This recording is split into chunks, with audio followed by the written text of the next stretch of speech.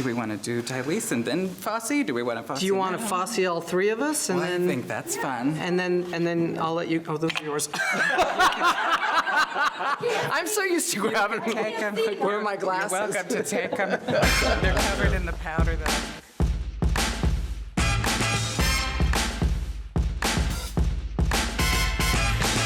Hi, everybody, and welcome to Talkin with Taylor. I am in Des Moines, Iowa today, talking all about the murder, mayhem, and mischief that comes with the national tour of Chicago, which is coming to Starlight June 22nd through 24th. And I am joined today by the dance captain, Christophe Caballero. And welcome. Hi. Thanks so much for talking with me. I appreciate it. Thanks for having me. So, Christophe, for some of our Broadway novices, tell me a little bit about the role of a dance captain. So the dance captain is really kind of the eyes of the choreographer, the production, and also even the eyes of the people performing, because they obviously can't see themselves. So I just maintain, the choreography as the choreographer would want performed. And then I also train new people coming into the show, or people who haven't maybe done the show in like a year or two, and then also the understudies. So I also help the understudies learn or just maintain what they have to know to perform the role of Roxie or Velma or whoever they might have to pop in for, You keep everybody on track. I try. I try. Well, it's very extensive. This is not, light song and dance. This is very extensive, iconic dance moves. So, Fosse, let's talk a little bit about this giant of musical theater. I mean, you get to carry that tradition. Tell me a little bit about that. That has to be kind of a dream. Yeah, gig. I was never fortunate to work with the genius, master himself. So that was something I regret. But to be able to just carry on his legacy through people that were connected with him is just an amazing thing. And the style is probably one of the few remaining still on Broadway or across the country that you can just recognize and that people just. What I love is when you hear like 9-year-olds or 10-year-olds and they're like, I want to do that, and I think that's a credit to him, considering It's so unique. I mean, you haven't really seen anything. That's the thing is that you'll find choreographers that are winning Tonys on Broadway, and some people might say, oh, it's that style. They have a style, but it's not a style like Bob Fosse, Is there and a vocabulary of choreography. Absolutely. Is there a secret to nailing down that specific voice? Detail, coordination, because a lot of times you're like doing one thing and your leg's doing something that's completely different, or but it's and then it's a feeling of, I think, sometimes just coolness. It sounds strange, but you kind of have to you might not think you're cool in real life, but when you do these steps, you have to be suave. Yeah. Another thing, I did a little research and kind of discovered that you've done a lot of really amazing things and worked with a lot of amazing people, in particular Debbie Allen. Is that correct? So I got to tell you. So I'm one of those people that sits up in the middle of the night and rewatches that episode of Wendy Williams and eats popcorn, And Debbie Allen was on a couple weeks ago, and I just was obsessed with it. So what was it like to work with her? It was amazing. I was actually in a ballet company, and I was off during that summer, and I was at the time, I was like, I'm just going to audition for everything. And I just used to go to auditions, and one day I'm in New York at my friend's place before I go back to the ballet company, and I get a call, and it's Debbie Allen, and she had watched the videotapes for the new season. She was auditioning dancers for Fame, the TV series. I tell that to people now, and they're like, oh, the musical, and I'm like, no. And anyway, so went out there, and it was amazing. She was just, she was a real dancer in a sense. Like when she worked with you, when she could do it all, and the way she would talk to you about it and choreograph with you and everything. You felt like an equal in that sense, What a great experience. So you've you've done all of these amazing things all around the country, all around the world. You all are about to go to Japan, is that correct? Or you're about to go around the world? I thought I read that somewhere. Well, we just got back from Japan last year. We were in Korea for 9 weeks, Japan for 2 weeks, and Taiwan for 2 weeks. That was all summer long, and that was quite amazing. So you've been all over. So do you have a favorite story, any kind of favorite Chicago memory that comes to mind? This has been part of your life. This show has brought so much to me that, you know, I've been involved, I counted, and actually from 2004 till now, there are only 2 calendar years where I did not have some kind of contract with Chicago. So in 14 years, 12 of those I've actually had some, you know, whether it's the season that overlapped into the next year or not, that was great. But I think for me, like, one of the most amazing things was working with Gwen Verdon, who was Bob Fosse's wife, widow. She worked on Fosse, obviously the musical, but I was involved with all the workshops that happened before that, and then the very first time there was any kind of showing, it was in New York, and it was just for Bob Fosse's colleagues, you know, people who had done sets for him, or hair, or a producer, or music, or anything like that, and it was just quite a, you know, small thing. We eventually were doing these workshops where it was just a smaller group of people, and Gwen would come in and work with us, and amazing, yeah. So, and she was just a very dear lady. I actually had danced with her daughter in the ballet company that I was dancing in when Debbie Allen called. So Nicole Fosse, you know, it's all like we're all, yes, it's all. Everything is a small town. Yeah. I have to tell you, too, we were sitting back here before the show, and we were talking with the musicians, and one of the trumpet players was telling me that he's also kind of been involved with Chicago off and on since the 70s and played along. And he said that this tour is probably one of the most succinct and well put together, and just the dance, the song, everything is just so amazing, and the talent is so strong. Yeah. So it's a real testament to everything you've done. So we cannot wait to see We're you excited. at Starlight this summer. I'm here with Dylis Croman, the star of the national tour of Chicago. Hi, Dylis. Hi. Thanks for joining me Yeah, and talking. nice to be here, Taylor. Yeah. So I just saw the show, and amazing. Thank you. Amazing. Thank you. So I truly was blown away, specifically by the comedy. I forgot how funny the show was. It's a funny show. And it's witty. This troupe in particular, my gosh. Yeah, The whole scene, where you do the monologue Yeah. before Roxie. I've never seen anybody hold the audience like that. Oh, thank you.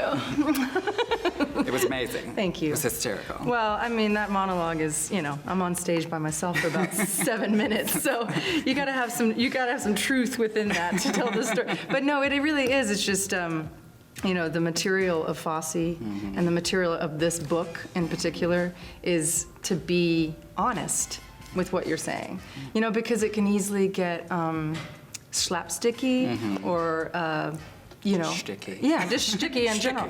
But it's telling the story from the centered place, and then you can kind of get shticky once that's on the Once foundation you have is everyone there. in the palm of your hand. But no, that's one of my favorite parts of the show. Not just because I'm on stage by myself, but because it's a great. It was my favorite part today. Oh, Best one I've seen so far. So Roxie.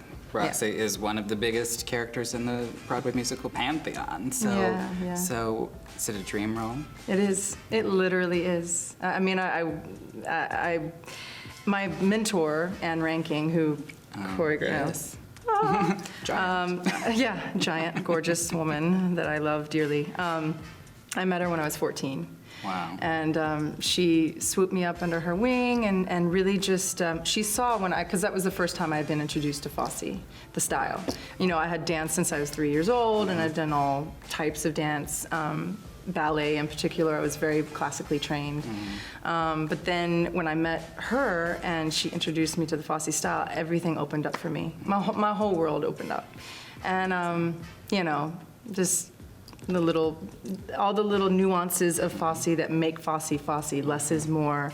It's witty, it's sexy, you know, it's all of that. And so when I first learned it, it fit my body. Like Christophe was saying, it can be a little awkward at first, you know, and you're having to like do this a little, you're like, what do you want me to do? But it's if you really sit into it and try to separate your coordination, then for me, it just locked into place. And I said, I want to do, this is what I want to do. Well, you are the role. You are, and it's amazing. Thank you so much. I really... And when you were up there, I'm the world's biggest I Love Lucy fan, and so...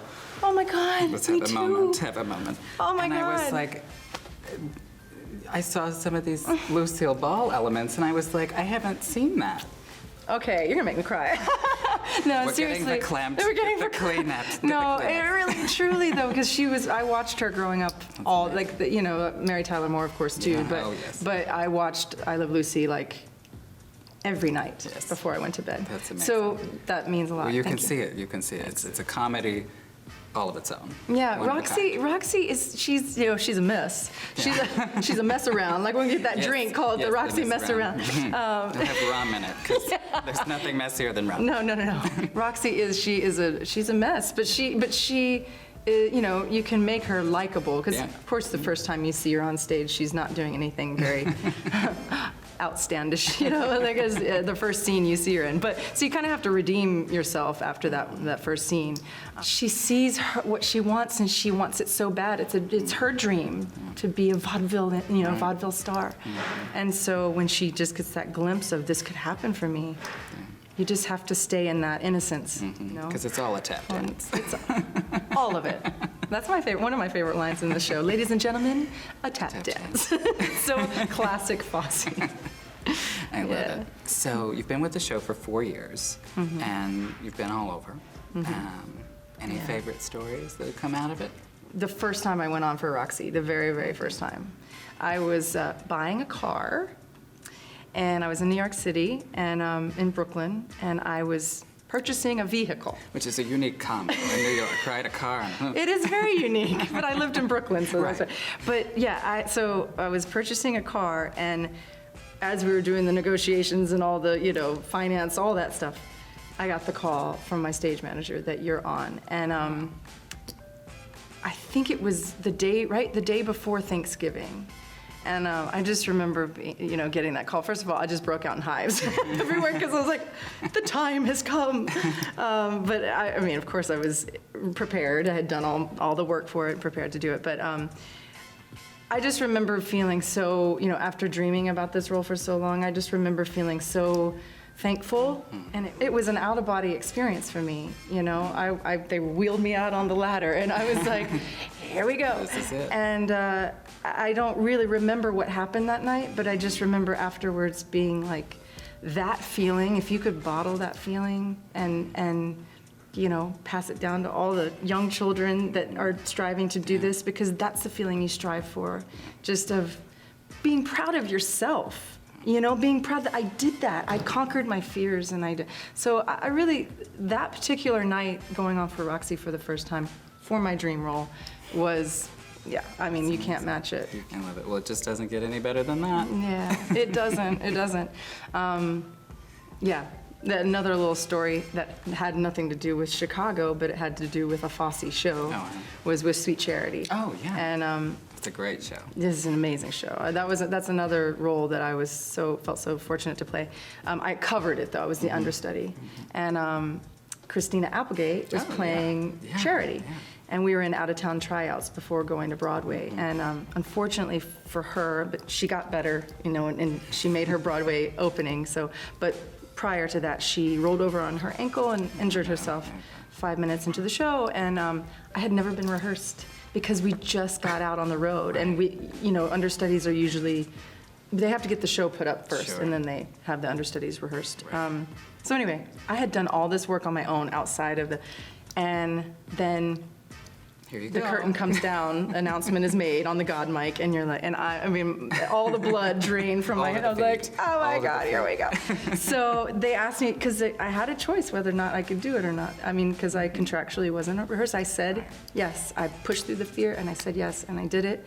And again, don't remember that night, but it was amazing. That night, though, what really puts the period on this experience was that night I did a Q&A after the show. And at the Q&A, after the Q&A was over, everybody left. And this woman slowly walks up to me from the aisle.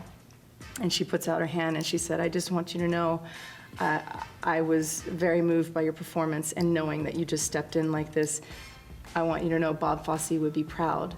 Hi, I'm Marianne. I'm Bob Fosse's sister. Oh my God. Oh, we're gonna have to get the cleaner. Bring it back. No, but I mean, because I had been so strong all night, everything. I broke into the blood ugly came cry. back. The blood came All the way back to the top. Yeah. Oh my Yeah. gosh. So that was, that was for Sweet Charity, another Fosse show, but that was another story that Oh I my would say is gosh. pretty top on the list. Yeah, Well, that's an ultimate full circle moment. yeah, very much so. Well, you can't get better Very than much that. so. So we want to give the world's biggest thank you to Dylis and Christophe, and in particular, Des Moines Civic Center for allowing us to film here today and have this amazing experience. I cannot wait for you to see Chicago June 22nd through 24th at Starlight Theater. Get your tickets at kcstarlight.com and follow us on social media at kcstarlight. And all that jazz. And all that jazz.